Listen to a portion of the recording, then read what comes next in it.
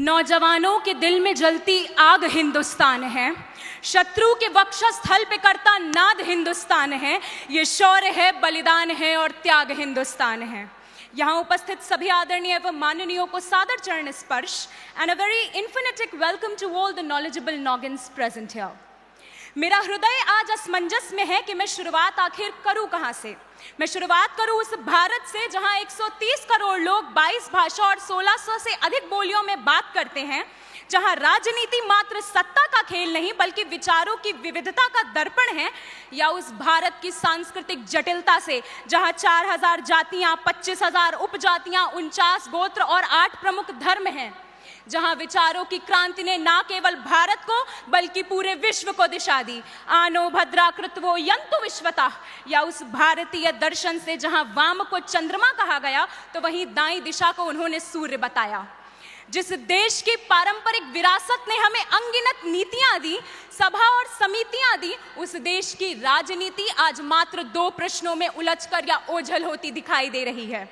आज आवश्यकता है हमें इसके मूल्य को समझने की, और इसके मूल्य को समझकर वामपंथ का सार है समानता, जिस पर ऋग्वेद ने कहा समानो मंत्रा समिति समानी, अर्थात सभी के लिए समान अवसर और समान न्याय हो। आधुनिक भारत में भूमि सुधारकों से लेकर शिक्षा के अधिकार तक वामपंथ ने गरीब और दबे कुचले लोगों की आवाज बनने का प्रयास किया।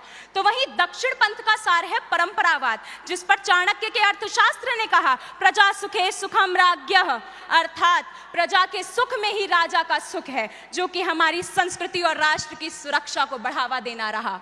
आज हमें आवश्यकता है यह समझने की कि भारतीय राजनीति की जड़ें कितनी गहरी और समृद्ध रही हैं।